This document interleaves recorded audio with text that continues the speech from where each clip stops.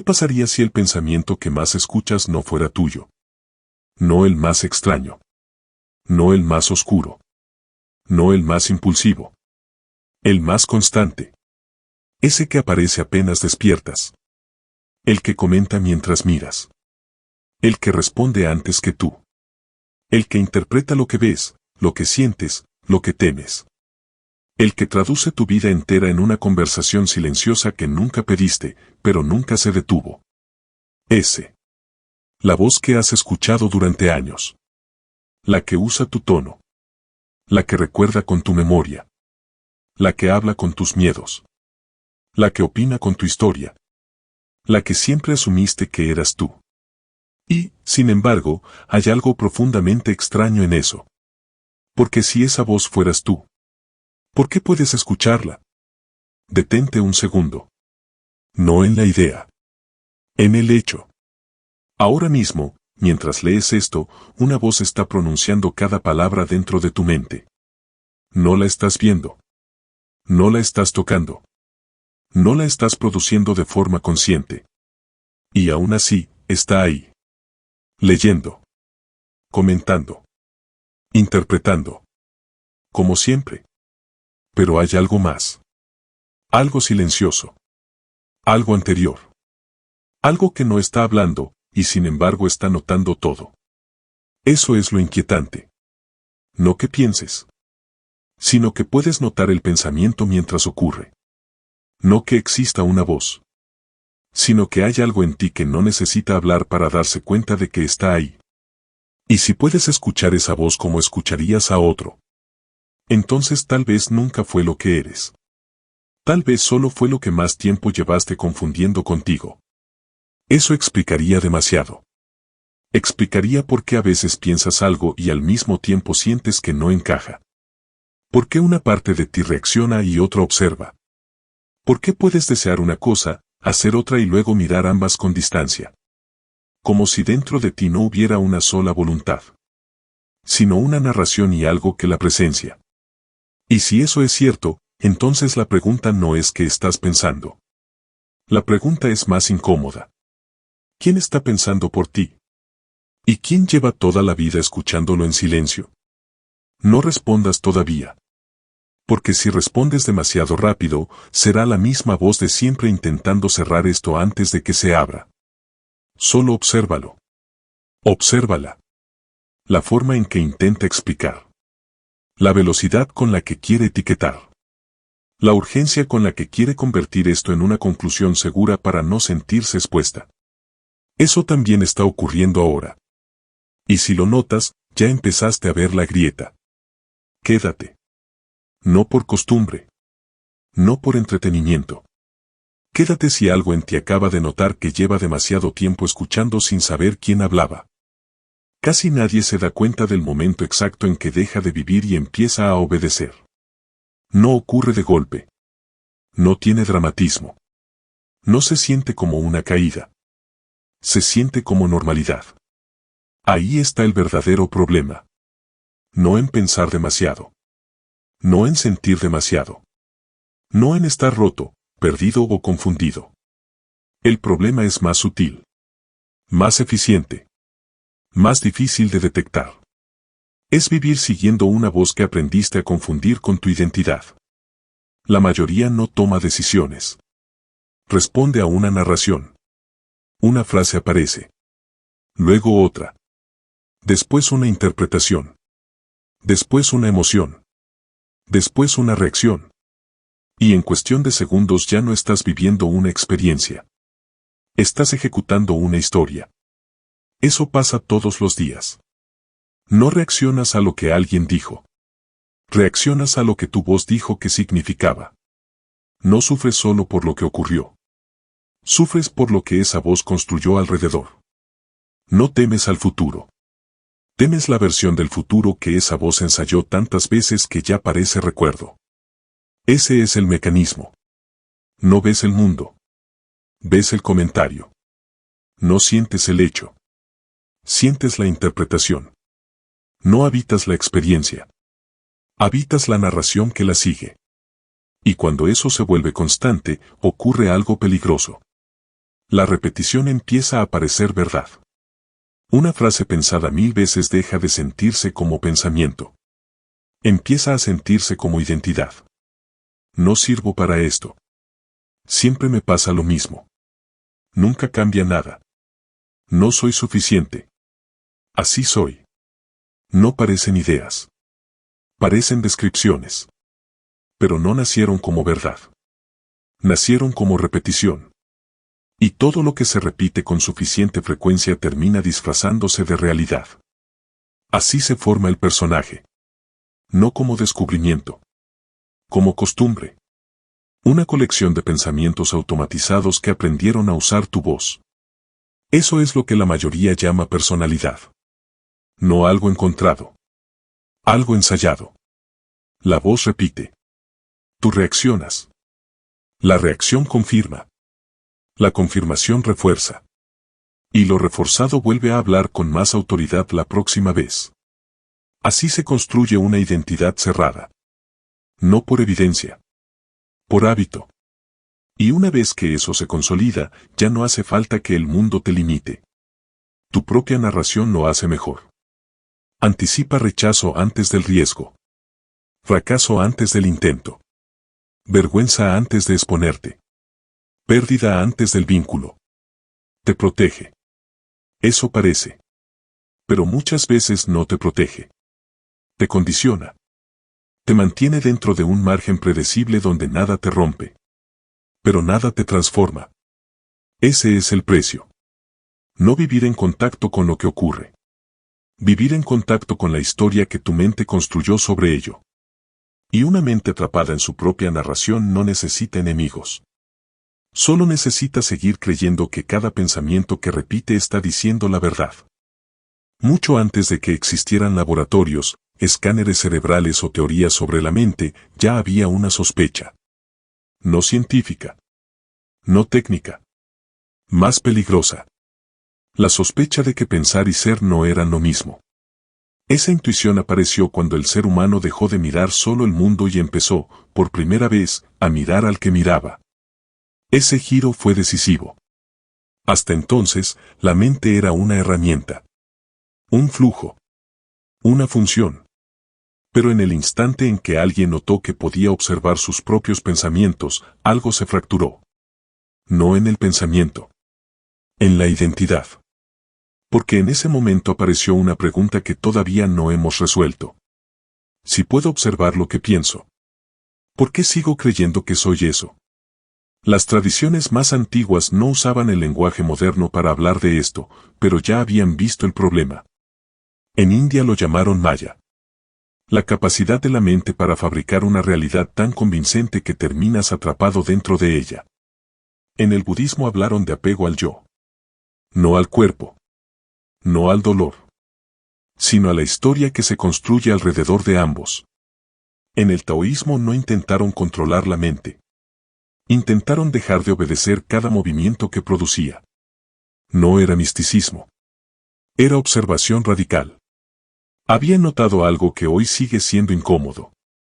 La mente habla sin parar. Pero no todo lo que habla merece autoridad. En Occidente, la grieta tomó otra forma. No se expresó como iluminación. Se expresó como duda. Sócrates ya desconfiaba de la facilidad con la que el ser humano confunde certeza con verdad. Epicteto entendió que no sufrimos solo por lo que ocurre, sino por el juicio que añadimos después. Y siglos más tarde, Descartes abrió una herida que aún no cerramos. Si puedo dudar de todo lo que pienso, ¿qué queda cuando la voz deja de ser confiable? La filosofía no resolvió el problema.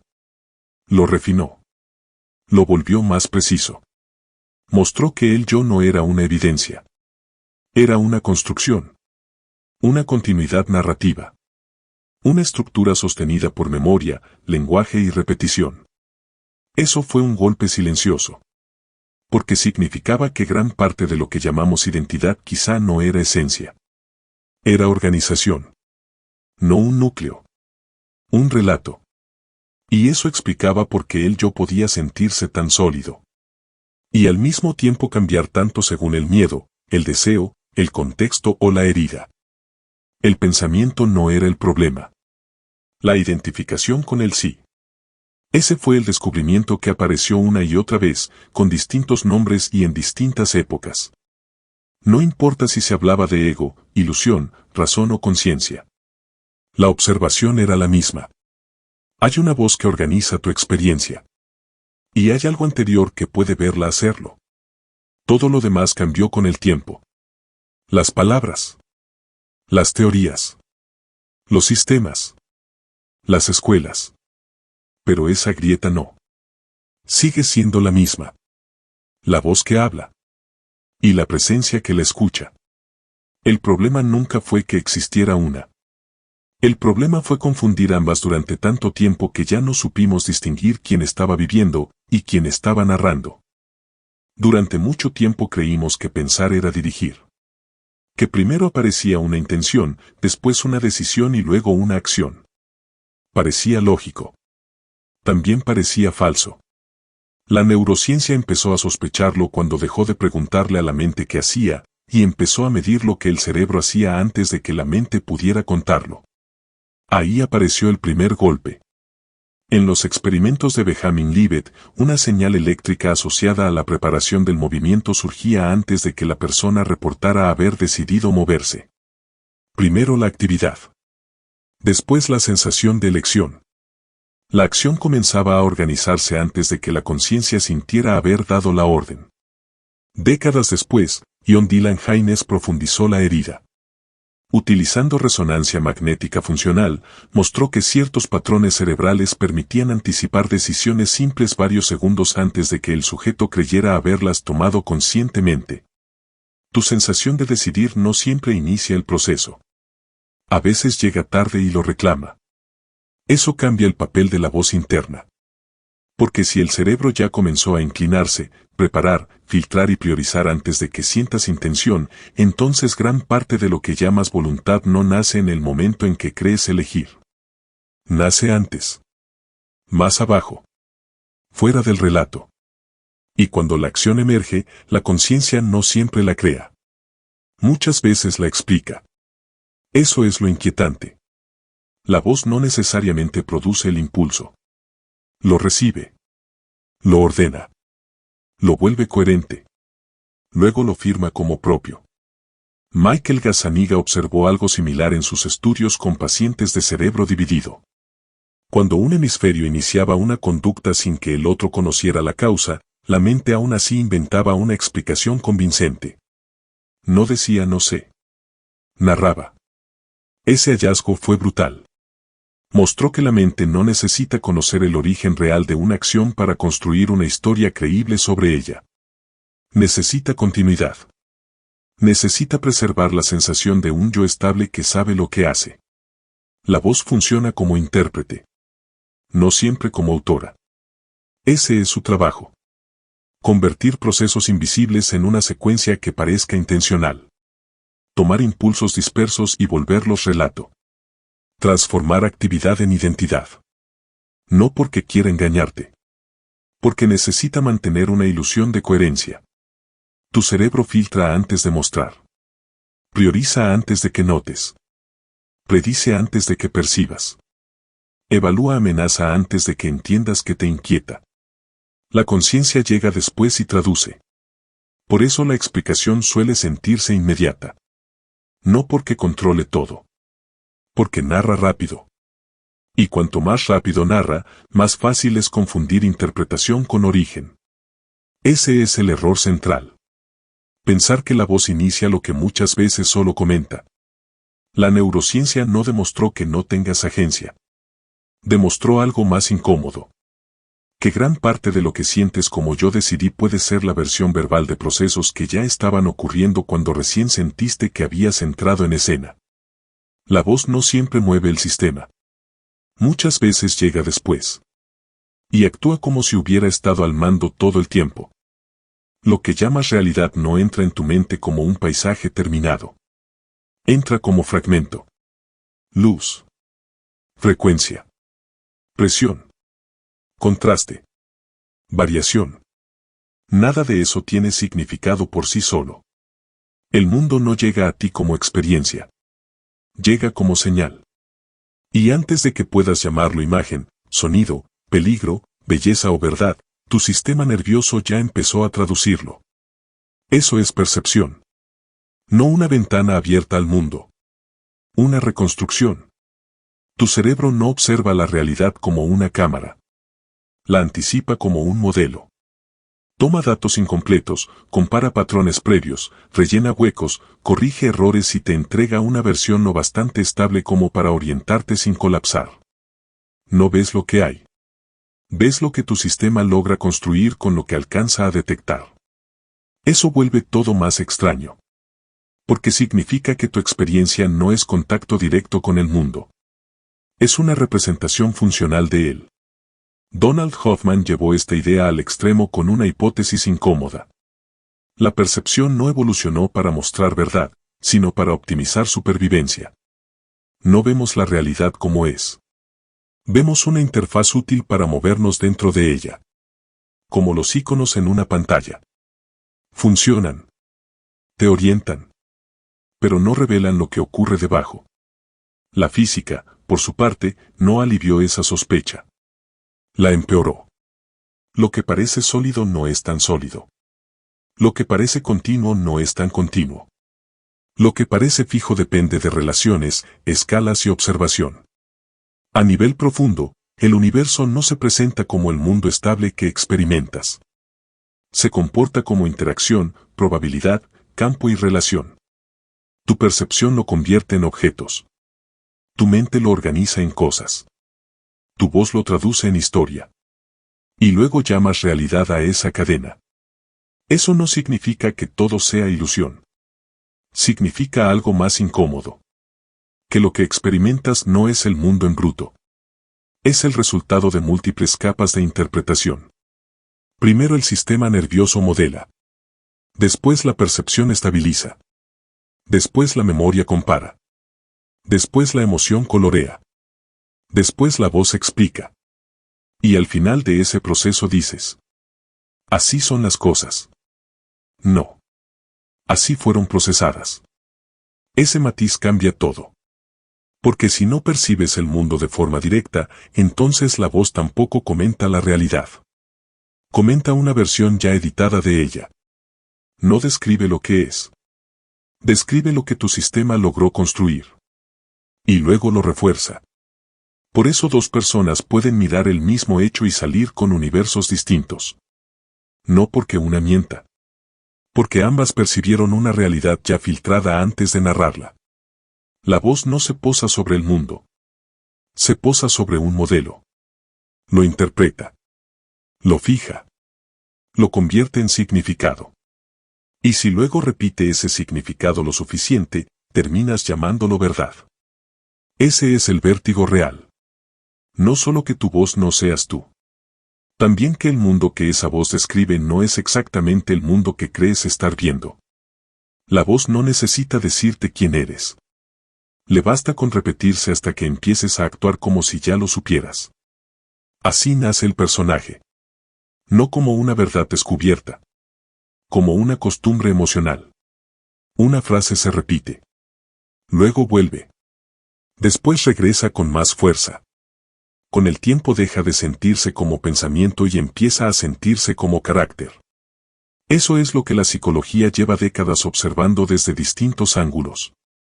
Aaron Beck mostró cómo los pensamientos automáticos moldean el estado emocional antes de que la persona note que están ocurriendo. Albert Ellis entendió que no reaccionamos solo a los hechos, sino a la interpretación que hacemos de ellos. Daniel Kahneman mostró que gran parte de nuestras respuestas no nace del análisis, sino de automatismos rápidos que luego racionalizamos. 3 lenguajes distintos. Un mismo mecanismo. La mente anticipa, interpreta y luego te convence de que solo estaba describiendo. Ese proceso es tan eficiente que termina construyendo un yo. No un yo esencial. Un yo aprendido. La psicología lo llamó autoesquema. Un mapa mental sobre quién crees ser, qué mereces, qué esperar y cómo leer el mundo.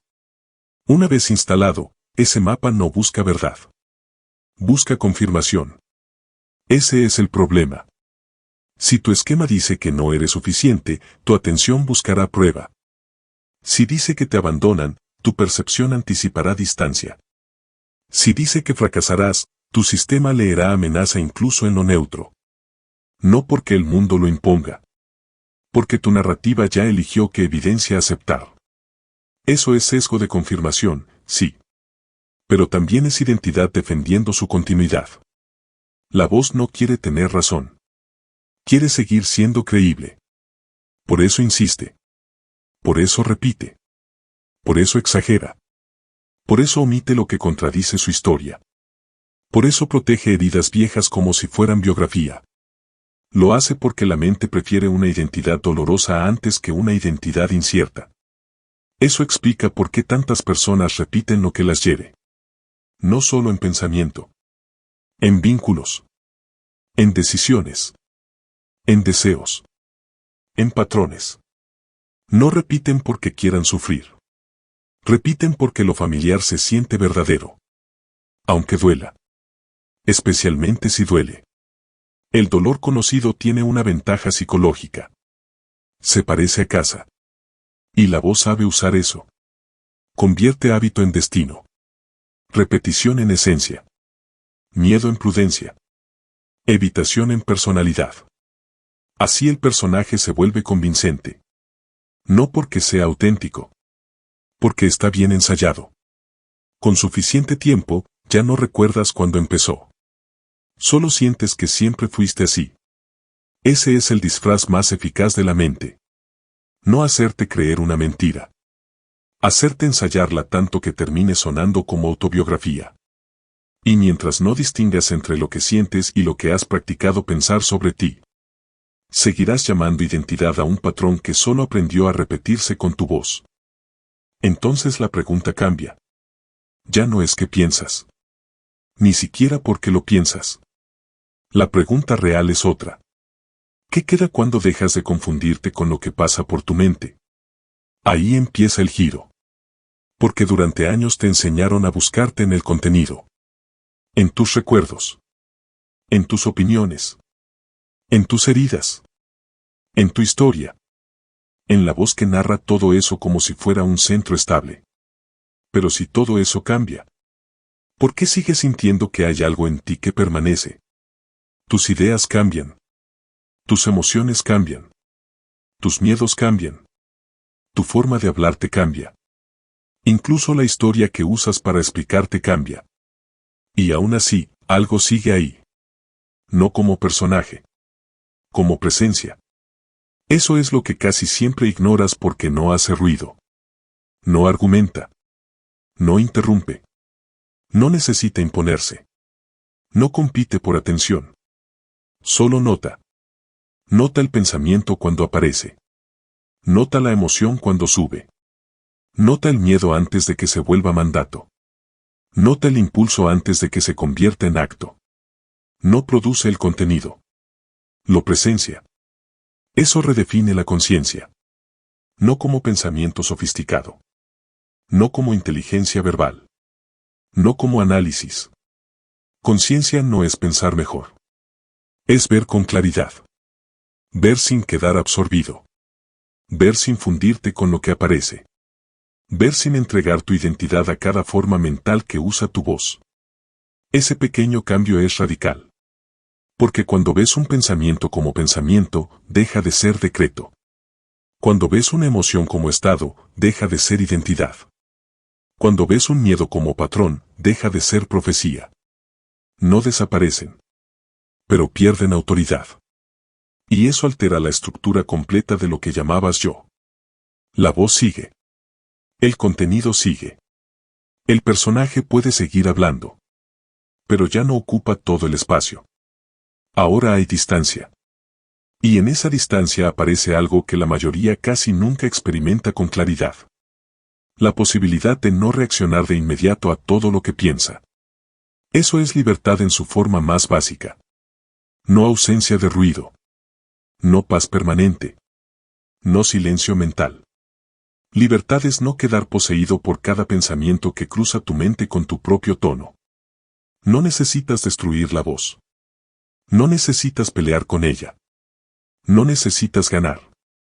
Necesitas dejar de entregarle el centro. Eso es todo. Porque el problema nunca fue que existiera una narración interna. El problema fue haberla convertido en identidad. Lo que realmente eres no es la historia que se cuenta.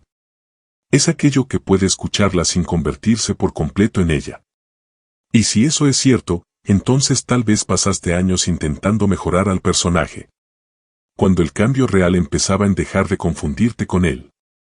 No hace falta convertir esto en una creencia. Basta con mirar lo que ocurre cuando la mente es puesta a prueba.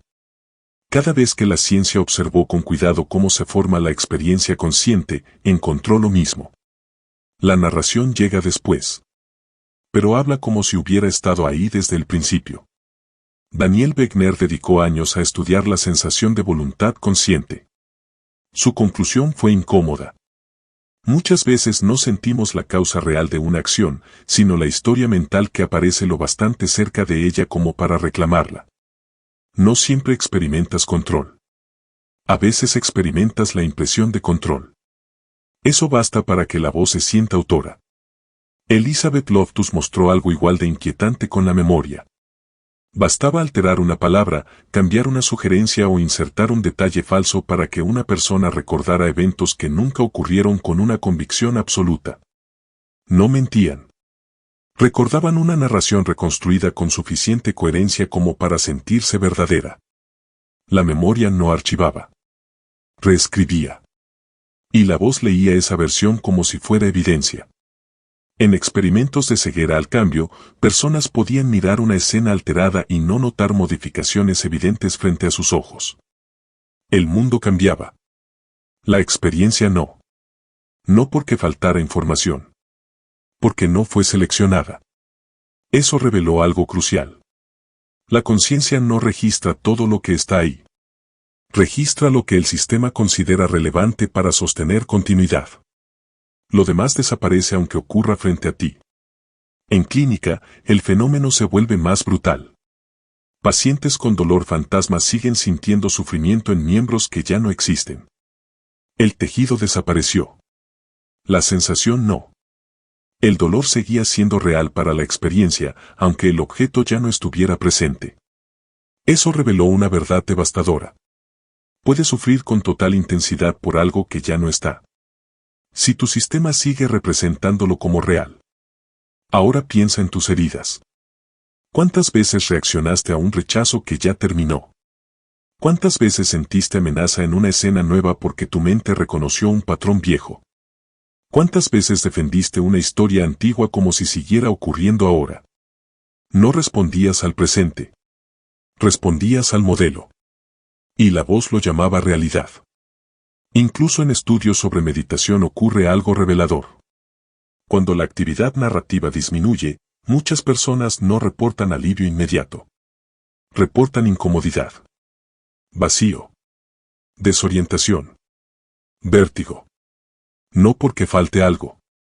Porque sin la narración constante, el personaje pierde nitidez. Y cuando eso pasa, por un instante, la mente ya no sabe con la misma certeza quién está hablando. Todos estos fenómenos apuntan al mismo lugar. La voz no inventa todo. Pero organiza suficiente experiencia como para que termines llamando yo a una construcción que pocas veces observaste formarse. No es teoría. Es medible. Es visible. Es repetible. La voz no eres tú. Solo ha tenido demasiado tiempo para hablar sin interrupciones. Todo esto sería una idea elegante si no estuviera ocurriendo en ti ahora mismo. Pero está ocurriendo. No en teoría. No en abstracto. En el próximo pensamiento que aparezca. No necesitas buscarlo. No necesitas fabricarlo. Espera unos segundos y llegará solo. Una opinión. Un juicio. Una comparación. Una duda. Una pequeña frase automática con tu tono exacto. Ahí empieza todo. No en el pensamiento. En la velocidad con la que lo conviertes en identidad. Ese es el movimiento que casi nunca ves. Aparece una frase. La crees. Reaccionas. Y en segundos ya estás sintiendo, actuando y decidiendo desde algo que no cuestionaste. Eso es vivir en automático. No moverte sin pensar. Pensar sin notar quién tomó el control. Por eso este tema no importa en teoría. Importa en el momento preciso en que una voz aparece y tú, sin darte cuenta, le entregas dirección. Ahí se juega tu vida cotidiana. En cómo te hablas cuando algo sale mal. En el tono con el que te corriges. En la rapidez con la que conviertes un error en una definición personal. En el modo en que anticipas lo peor y luego llamas intuición a ese reflejo. Mira con atención. No es el evento lo que más pesa. Es la narración que lo sigue. Una mirada ajena no te rompe. La frase que construyes después sí. Un silencio no te hiere. La interpretación automática puede hacerlo. Un fracaso no define nada. La voz que lo convierte en identidad sí. Eso ocurre en tiempo real. Todos los días.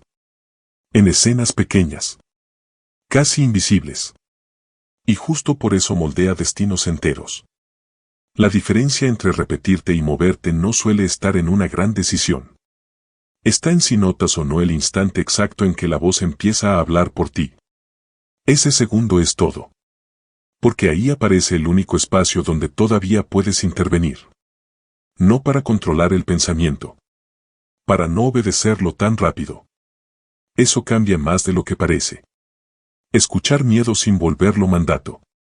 Sentir vergüenza sin convertirla en identidad. Notar el impulso sin entregarle el volante. Ver el juicio sin tratarlo como verdad. Eso no elimina la voz. Pero rompe su monopolio. Y cuando deja de tener monopolio, algo se reorganiza. Sigue habiendo pensamiento. Sigue habiendo emoción. Sigue habiendo impulso. Pero ya no todo entra con autoridad automática. Ahora hay una pausa. Pequeña. Casi imperceptible. Pero suficiente. Suficiente para no reaccionar igual. Suficiente para no repetirte completo. Suficiente para empezar a vivir con algo más que reflejo. Ese espacio no parece grande. Pero ahí empieza cualquier forma real de libertad. Cuando este video termine, la voz va a seguir ahí. Va a comentar lo que acabas de escuchar. Va a resumirlo. Va a domesticarlo. Va a convertirlo en una idea interesante para evitar que se convierta en una experiencia peligrosa. Eso es lo que siempre hace. Reduce. Explica. Clasifica. Traduce cualquier grieta en un concepto manejable para no perder el control. Y ahora que la viste, eso ya no será tan limpio. Ese es el punto de ruptura. No porque la voz desaparezca. Porque dejó de ser invisible. A partir de aquí, cada pensamiento automático traerá una fisura. Cada juicio vendrá con eco. Cada miedo cargará una pregunta incómoda detrás. ¿Esto soy yo? ¿O es la vieja narración intentando conservar su lugar? Y cuando esa pregunta aparece de verdad, algo cambia. No en la superficie. En la estructura. La obediencia automática empieza a fallar. La identificación ya no entra completa. La reacción todavía aparece. Pero ya no llega sola.